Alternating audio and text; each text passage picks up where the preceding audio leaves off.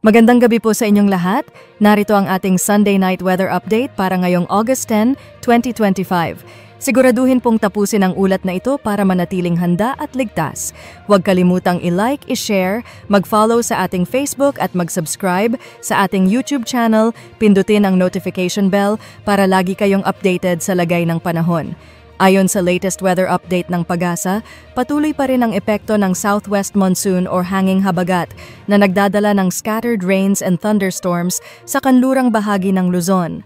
Samantala, may binabantayang severe tropical storm sa labas ng ating Philippine Area of Responsibility, PAR, na may international name na Pudul. Huli itong namataan sa layong 1,595 kilometers east ng extreme northern Luzon. Taglay nito ang lakas ng hangin na umaabot ng 110 km per hour malapit sa sentro at pagbugso na umaabot ng 135 km per hour. Patuloy itong kikilos pakanluran o westward sa bilis na 20 km per hour. Ayon sa PAGASA analysis, posibleng pumasok ito sa loob ng parmamayang gabi o bukas ng madaling araw. Kapag nangyari iyon, papangalanan itong si Bagyong Goryo, ang ikalawang bagyo ngayong buwan ng August. Batay sa forecast track ng PAGASA, patuloy itong kikilos pakanluran hanggang sa makapasok ng PAR at posibleng lumakas pa hanggang umabot sa kategoryang typhoon.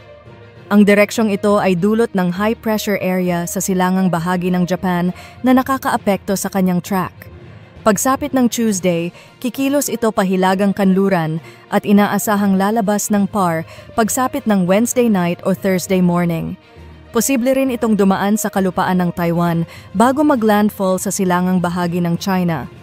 Sa area of uncertainty, kung mag-deviate ang bagyo at bumaba ang kanyang track, posibleng maramdaman ang malalakas na hangin sa Batanes. Kaya't pinag-iingat ang mga residente sa extreme northern Luzon at pinapayuhang manatiling nakaantabay sa mga susunod na update. Sa ngayon, patuloy ang scattered rains and thunderstorms sa malaking bahagi ng bansa.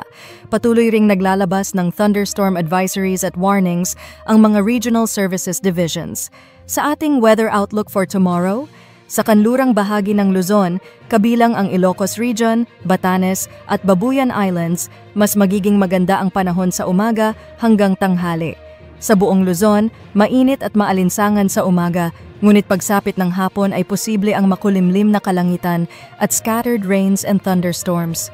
Sa Puerto Princesa at Kalayaan Islands, magiging maalinsangan din sa umaga at may posibilidad ng panandali ang pag-ulan sa hapon at gabi. Sa Visayas at Mindanao, asahan ang bahagyang maulap hanggang maulap na kalangitan na may scattered rains and thunderstorms dahil sa localized thunderstorms. Sa sea conditions, walang nakataas na gale warning, ngunit pinapayuhan ang mga mangingisda at maliliit na sasakyang pandagat na mag-ingat sa offshore thunderstorms na maaaring magpataas ng alon hanggang 1.5 meters.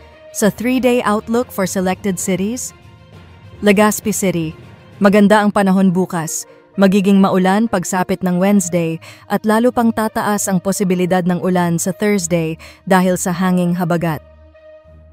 Metro Manila and Baguio City, mainit at maliwalas sa umaga at tanghali, scattered rains and thunderstorms sa hapon at gabi.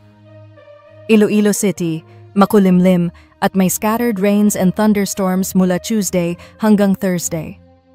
Metro Cebu and Tacloban City, maganda ang panahon hanggang Tuesday, magiging maulan pagsapit ng Wednesday at Thursday.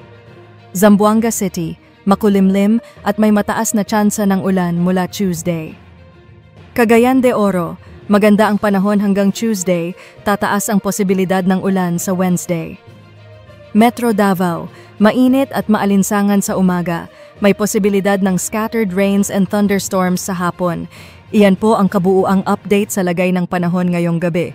Para lagi kayong handa, huwag kalimutang i-like ang video na ito, i-share sa inyong mga kaibigan at pamilya, mag-follow sa ating Facebook, mag-subscribe sa ating YouTube channel at pindutin ang notification bell para sa mga susunod pang weather updates.